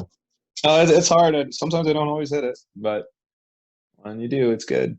And it's cool. So awkward. Yeah. I'd probably say Deceptive Heart. Voices is sweet too, and like I don't even like that song's so poppy and like not, you know, really aggressive. But man, does it's it not go the off. standard Conviction sound, I guess. No, yeah, that song's like under-earthy and poppy, and man, it goes off. Yeah, we played that song in. Yeah, this is a sick brag. We played that song in Budapest on our last international run, and it was. Yeah, he wasn't there. That song popped. Oh my god, it was so cool. Yeah, I don't know. Something about that song, like there's a certain energy to it. I love playing that song, and I never really, I didn't anticipate it to go over like it did live. Mm-hmm. Yeah, that honestly, Reckless is the same way too. Reckless is that's a bop. That song is hard to play live. Really? Yeah. Yeah, I don't. For me, it's that one's. It's not very fun to play, but it's because I'm like trying not to like blow it and. Yeah, that. But no, it's that song goes over pretty well. Nice. Yeah. And then we'll do like. John, Bryce, do you have anything to say about Hope for Broken? I just had. You want to say anything about Hope for Broken? Sure. What's the question again? I can't hear nothing. What would you say is like your final comments for Hope for the Broken? Final comments for Hope for the Broken. Yep. If you had to summarize it, how would you guys summarize it? It's John's last record. The last one signing off. Bye-bye. Man, I'll be honest with you guys. I haven't thought about those songs like in quite some time.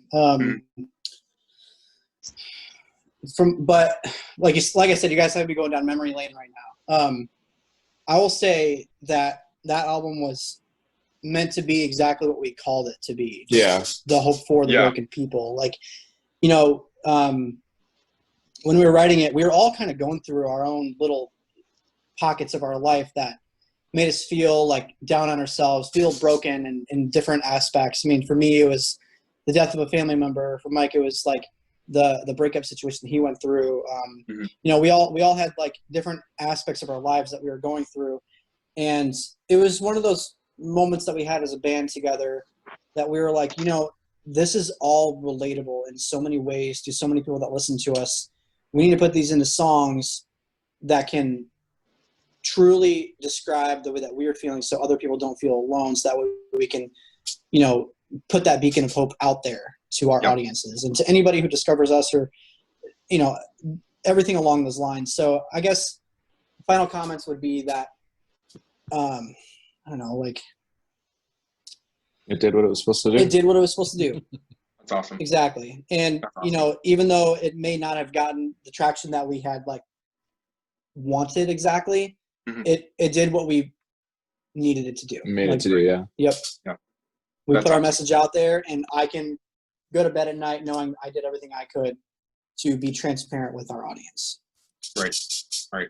Well, we really appreciate you doing that. That's for sure. Oh, yeah. Really, really appreciate that, John. So. You know it. He's a good boy. That's awesome. Yeah. Well, hey, I'm going to step back out.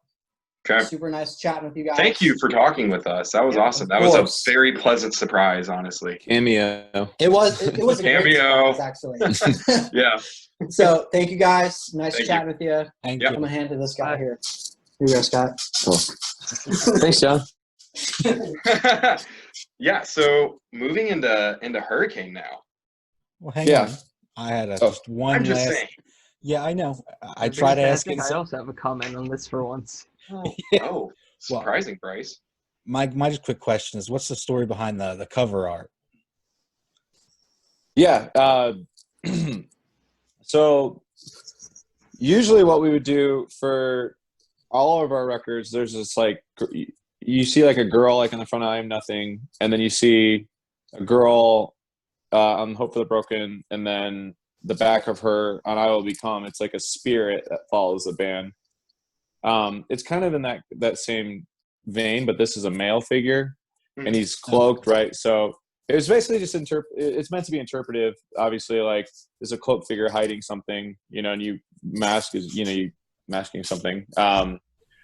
The logo is really interesting. I mean, it's that whole album is over now, well, the cycle, and I never even explained to anyone what the logo is. Like the house. The like, house and the brokenness, and then the yeah. Yeah. I kind of want to explain it since you're filming Please it. do. Please do. 1 second. You're good.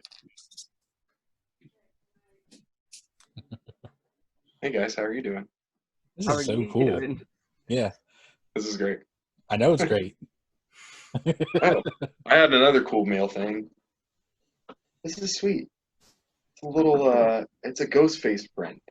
Oh, where'd you get that? Isn't that awesome? This guy on Instagram, Matthew Theron, I think is his name, MT Illustrations. He does like horror movie prints, so he's done like Michael, Jason, Freddy line and stuff like that. And he'll create these prints and then print them on like a standard, I guess, canvas, paper style. Sorry. He'll number them and sign them and stuff like that. And so I ordered this, and it's really, really freaking sweet. So yeah. Okay. So yeah, there's like people that have it tattooed and they don't even like. I don't even know what it means. Yeah, I mean, like we obviously like wanted it to be interpreted however you want. Right. But on our last tour, which we didn't get to finish because of COVID, War of Ages one, yeah. Yeah, I was going to do like a little explanation video, and I just never got to it. So this is a really bad rendition, but this is basically what it is. So the house here is like represents like your body, like a temple, you know, like how they say your body's temple. So there's the house, and then it's broken in the middle, so it's like, you know, your brokenness, like we're all born with original sin, or so we believe. So to give that up, and like the hope is the arrow up, like pointing at God, so it's hope for the broken. That's kind of like the idea of it. I love that. So pretty simple but minimal, but yeah, it was like a lot of people have their own ideas of it, and I kind of like that, so I just didn't really like clarify what it meant to me. Right. Yeah, I love that. That's super, super cool. Yeah, but the C is the official. This guy is the logo. Yeah. So classic. a lot of people. Yeah, it's an icon for the record, not our logo. So. Right. Bryce, did you have Hurricane? Sorry. Oh yeah, sorry. Yeah. So I guess the only thing I was going to say is, like, whenever John was saying like hope for the broken did what it's supposed to do, I kind of feel like that's almost how every Convictions release has been, maybe, because like the Holy Spirit was supposed to get you guys signed, and it did. Well, or like, at least to an extent. Yeah, like that's not why it was made. Like, right. Not conceptually, or you know, like where our heart is. It was just kind of like the business aspect of it was there. Yeah, and also like the reconciliation with the will being like, we can want all these things, but it's not up to us. It's God's will, and fighting with that. But yes, sorry, like I just want to make something clear. Like, you're right. We're just trying to get signed. Like, no, it's not that. But sorry, it's all for money. We need the like money. How Unworthy was pretty much like, hey, this is now the band. Yeah, like, and I know some bands at least will say, here's an EP. It's pretty much just a collection of songs to listen to, you know, or whatever.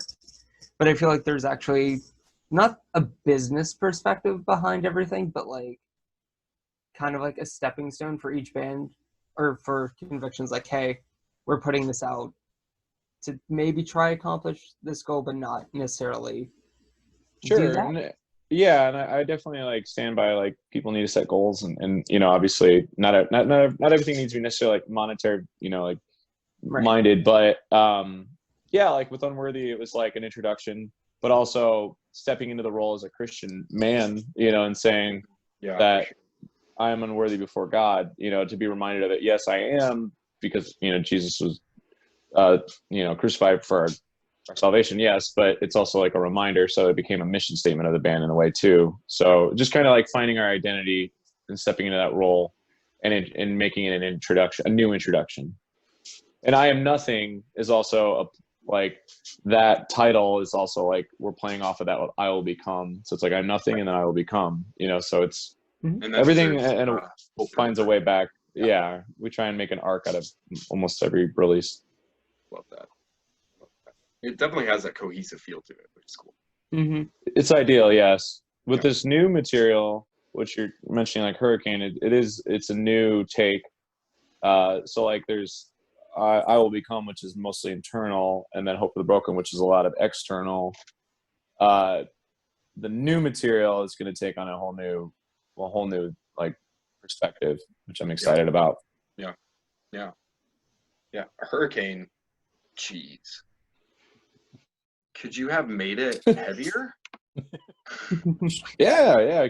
Oh, we could have. and we have, but I can't obviously show you that. Bro, gotta stop keeping me on this stuff. But no, honestly, Hurricane. Whenever I saw you guys last, I was talking with Daniel. I mentioned, I was like, it's almost as if it was a heavier style to I Will Become, and he said that's exactly what you guys are aiming for.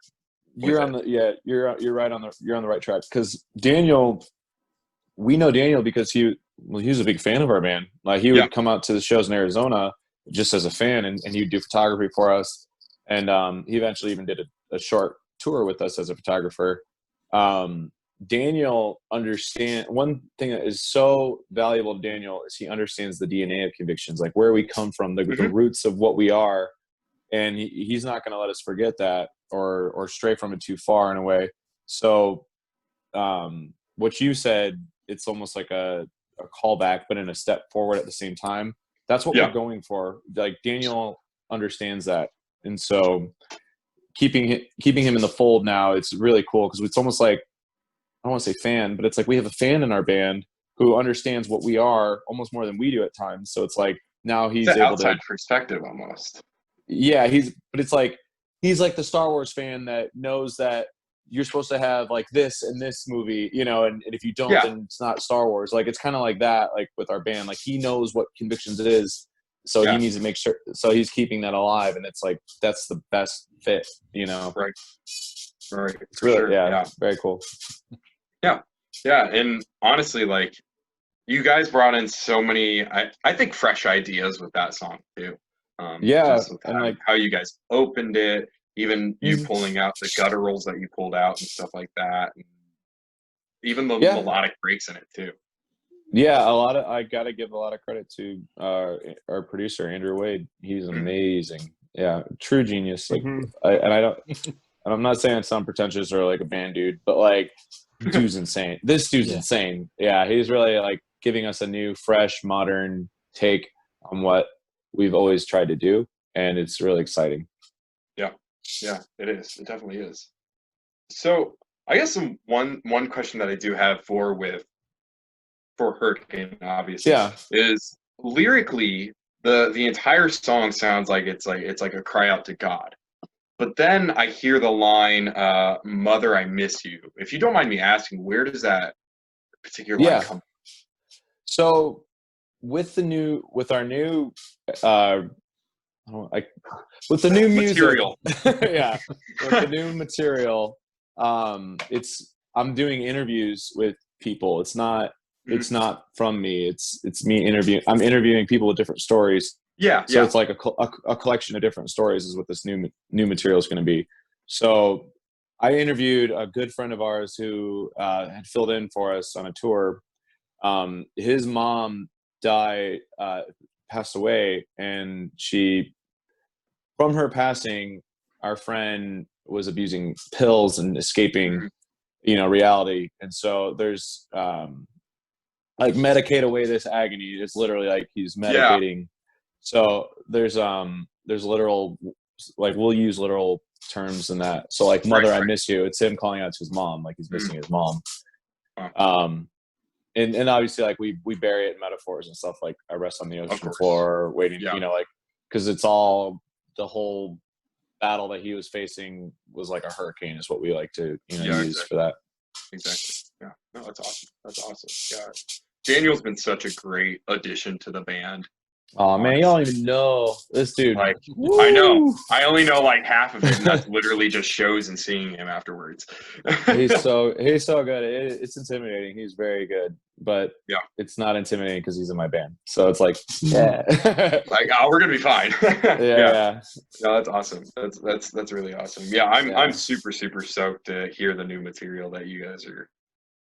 Almost seems like what you've been working on and stuff like that. So it's gonna be fun to see where you guys are in the next year, basically.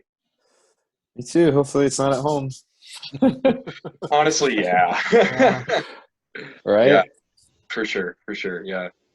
So, but I guess going not necessarily aside from the music, but just an aspect of your guys' band, it has been really, really amazing to see you guys fully sticking to your guns with your Christian walk and your Christian faith, especially in a world where one, Christianity isn't popular at all, essentially, and two, seeing bands who were Christians coming out and being like, yeah, we're not Christians anymore. So it's been really, really encouraging seeing you guys being like, nope, this is who we are. This is who we're always going to be. Yeah. We definitely get that a lot. And like, thank you. That's like, I always, there will be no convictions if there's no faith. There's no, boldness in our walk with Jesus, but yeah, exactly. I understand where you're coming from with the, there was this band and now they're not. And I wrestle with that too. Like some of the bands that I've always looked up to, have turned their back or, found another way. But at the end of it, I think it's important as a fan to respect that, as pretentious as this may sound, it's their art and it's their lives, their walk. Sure.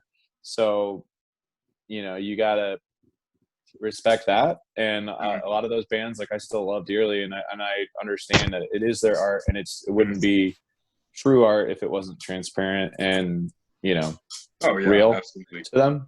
Like I'm sure there are some of these bands that put out one record that was a Christian record and none of them were Christian. So what is that, Yeah, exactly. So, we hear those stories all the time too. Yeah. So I'd like to encourage any other Christian metalheads that not to bash those bands that may lose their faith. They, right. That's not your, it's not our position. But I understand it being maybe disheartening or, that's why maybe you like them in the first place. So yeah, for sure. And I think there's also nothing saying it's permanent. Like they might come back to it. Yeah, exactly. Someday. That would be really incredible to see. Mm-hmm. Yeah, and there's no guarantee, but anything's possible. Honestly. True, absolutely. Especially like with what we believe, definitely. Yeah, Mike, you definitely bring up a great point of like, that's not our spot. It's like, and that is the I think the more disheartening thing is seeing Christian fans, I guess, lash out against them for and a lot of people that I meet on the road have lost their way or rejected Christ entirely because of other Christians being that judgmental character, that that angry, stereotypical judgmental Christian, and they don't want any part of it. And when you become that because you're upset about maybe someone that you looked up to or like, you're becoming a big part of the problem. And I definitely want to like try to influence people just to have softer hearts and maybe be a little more understanding or forgiving and not push people further away. Oh yeah. Because whenever that pushing further away is the exact opposite of the gospel that we're called to follow, basically. So yeah, whenever I've seen you guys live and you give not necessarily like a speech or whatever, but whenever you take the time to just talk with people, it's always out of a place of love, which is absolutely incredible to see. Yeah, that's come first. I mean, I try to, not to be pretentious, but like, that's at the core of our faith. Like we believe God is love. So do that. You try to do that, Yeah, exactly. So yeah. Yeah. I'm just so stoked for new material, honestly. I want to ask Yeah, man. But you're going to be like, nah, you just got to wait. New material means man. new vinyl. Oh my gosh. I want vinyl really bad. I collect vinyl. Well, a little. I have like 20, so no. Oh. But you're getting I'm trying. Yeah, it's expensive, man. it is expensive. I don't want to drop my 600 number there, but you spent $600 on records? No, I got 600 records. Oh, you had 600 records? Yeah. Were they given to you like from like a relative, or you just bought them all? Yeah. I mean, he's been at this for a couple years at this point, I think. Yeah. Oh my goodness, that's a lot. I've been at it for like a year and a half. I'm only at like, I say only, but I have like close to 90 at this point. Yeah. Yeah, that's a lot of it, money. Well, the nice thing is that a lot of this stuff, our buddy Ethan gave me a lot of our stuff. Oh, really? Yeah, like his record player with the one with the Dayseeker sticker on it. Oh, Ethan, I know Ethan. Yeah. That one's mine now. So yeah, he's a collector. Yeah, that's funny. Yeah, I'm trying. I have like plans. Printing vinyl for your band is insanely expensive. Oh, I'm sure. It's like it's custom molds just to get the the vinyl pressed on. Like it's, the plates. That's like it's like thousands, and you might not make a good return on it. But I've been wanting to do stuff with that. Like I would love to put Unworthy on one side and then Halt Spirit on another, so you get both. I was about to say that. That would be awesome. Yeah, I really want to do that. That would be really cool, and like do some cool colors. And I want to put our new release on vinyl too, but I don't know. Well, if you do, I'm buying it. All right, I'll pass that on. We got two. We got two. That's funny. But yeah. How have the reception with the candles been? Those are sweet. Good, thank you. They're doing pretty good. I'd say about a quarter of them are gone now. I got to push them this weekend. Yeah. Did you read what they the process for them? It's all I haven't had the chance to read it. It's all local, everything. It's the glass, that's the jars. Those are made at Libby Glass, which is here in Toledo. Mm-hmm. The decals on them are made by the guy that lives across the street from me. And then the wax and the candles are made by my stepdad and I. So it's all. Wait, you guys made the wax? Yeah. Well, you buy that wholesale, but you still have to mix and melt and pour and all that, and then put the scent in the candle. So yeah, my stepdad owns this. Yeah, so it's all handmade, everything to it. Awesome. Yeah, I'm gonna need to order here pretty soon. Please do. Along with pretty much almost anything on your guys' merchandise store. I find myself looking at that store more often than I look at my bank account. Oh man. The Hallowed Spirit anniversary's coming up, so there's a little tidbit of something. It's good to know. Gotta make sure that that's my bank account's all set in stone. Give me your money. That sounds so. Give me it. No, I don't see it as you guys asking for it. I see it as I'm donating to a good cause. What's cool is because we've gotten so DIY now. Like we see a lot of it goes straight to us. Like there's really no middlemen other than some of our designs we have a third party take care of. But yeah, it goes straight to our PayPal, and then we put that in our gas tank. Yeah, exactly. It's all going back into the band for the most part. So yeah, because I was about to say, because you, Zach, and Josh really work on the designs of the t-shirts and stuff like that. Was it Zach that made the design for the Cloud in Mind t-shirt? Yeah, he did that all himself. Yeah. Usually I'll have a hand in things. I just had this is one of the shirts right here. See, I just draw them. Oh yeah. So yeah, it's all I'll just do some doodles, and then I'll give them to Zach, and then Zach runs with it. He's the Photoshop guy, and he's really good with that stuff. But I'll just have drawings and design here, and then I'll just forward that to him. And then yeah, so it's all DIY, like Yeah. for the most part. Chris Roeder is doing our most recent artwork, and then like we still have like we'll do more to it, you know, to get it where we need to be. And then even like the beanies, those winter beanies we have, those leather patches we have like a local person do, and then Zach's mom sews them all on the beanies. Like it's Zach's mom make them. yeah, so you know, we try to keep everything as in-house as we can, and make sure it goes to a good place. Yeah, for sure. Yeah, that's awesome. That's awesome. Well, I guess if you were to give a preference to the new material coming out, what would you say is a good foreshadow for the new material? What can fans expect that you can talk about, but you know, not necessarily? Expect songs. Yeah. It's got songs. Shut up, Bryce. I'm gonna scream. Yeah, it's. I figured that. Zach still playing drums? He's still playing drums. I gave away a big conceptual hint though. It's all every song is its own story. Like it's all its own interview, and they're all gonna tie together. They will tie together, but like subtly, being like God showing up in all of them. But of course, yeah. Yeah, they're all like interview pieces to different people that we know.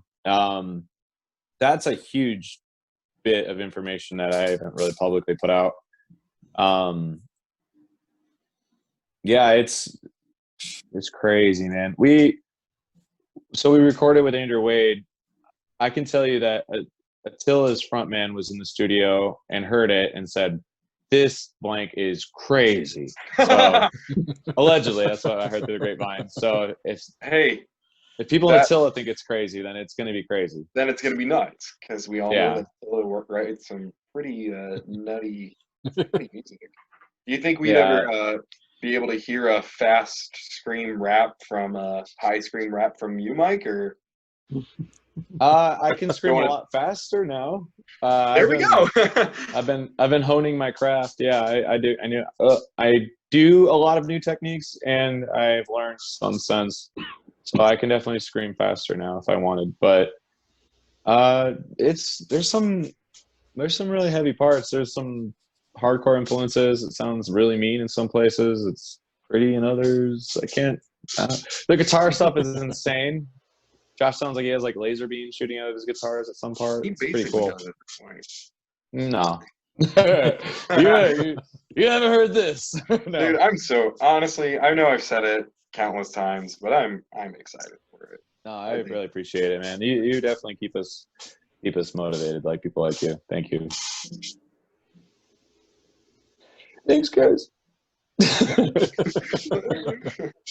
awesome. That's awesome. And yeah, the mission that you guys have with everything, and it's awesome to see how you guys have really turned this into a ministry as well. Definitely, yeah. That's our first mission. That's the front of it all. And I'm sorry if I haven't gone into depth, maybe more with lyrics or some stories, but you're good. No, I can tell you that it's definitely worth it. You know, like everything we've gone through and sacrifice and all the highs and lows, it's really because of God, and I'm not ashamed of that. And you know, I know it's maybe not what everybody believes or wants to hear, but that's what's real to me, and you know, and to us, and that's worth talking about. So I really appreciate that. Really appreciate that. So. Thank you. If you could, so what time is it? It's 10:30 already. It's 11:30 our time. Yeah, it's 11:30 your time. My gosh, yeah, I forgot I'm an hour behind you guys. So yeah, I guess maybe a good way to wrap is to and unrealistically and realistically that you want to tour with. Bands that I want to tour with? Yeah, unrealistically and realistically.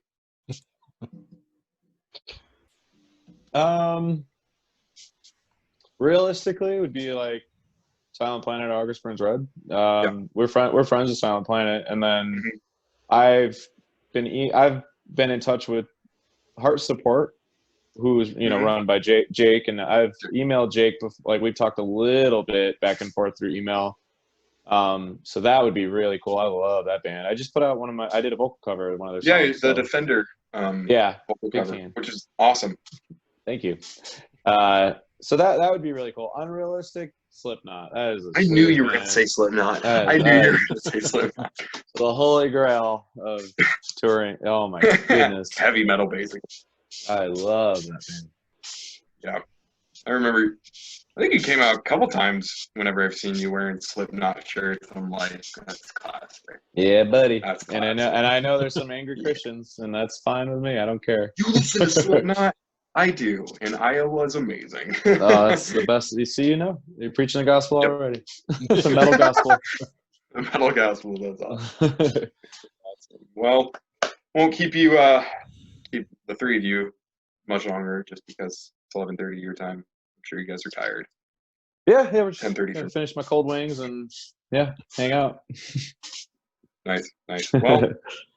Mike, do you have anything else that you want to say? Any comments on literally anything that we've talked about, questions, whatever it may be? So, yeah, I mean, hopefully, I think Josh leaked some information, so I'm just gonna hope he did. Well, we should have a new release before the end of the year, so you heard it first, and we are putting up a cover August 7th, and John filmed it. So you get that. Okay, I needed that. Hey, if anything happens, the release is not a promise though. So because that's a lot, and we're probably going to do it ourselves. So that's another. Yeah, because you guys, you still aren't signed, are you? Nope, we are independent and happy with that. Do you guys now? This might be too much, but do you guys think you'll stay independent, or you want to go? No, we've had some we've had some opportunities, and with what we're working with now, I believe, and as a collective unit, I think we've decided we want to really do an independent release for the first time in like almost, I don't know, 6 years maybe. Yeah, pretty much. So we'll see how it goes. That's the plan. Exciting times. So, yes, sir. If it happens, 2020 got a little bit better. So, I can look forward to. No pressure. No pressure, Mike. It's fine. The whole year. 2020. Yeah, the whole year. The whole year. So, yeah. Well, Mike, thank you again for joining us. Thank you for taking your time out of your schedule to do this. We really, really appreciate it. No, I appreciate it, and thank you for being, so supportive and with us on this. Thank you. I got your back. Awesome. Thank you guys. Thank you. Thank you, Mike. I get those wall flags out soon. So. Yeah, I know. All right, man. All right. Well, until next time, which will hopefully be soon on a tour. Yeah, and if you guys everyone want to reach out again, I'll be happy to jump on here with you. Thank you. Sounds good. Awesome. All right. Thanks, guys. Thank you. Bye. Thanks. See you, Mike. Later. See ya.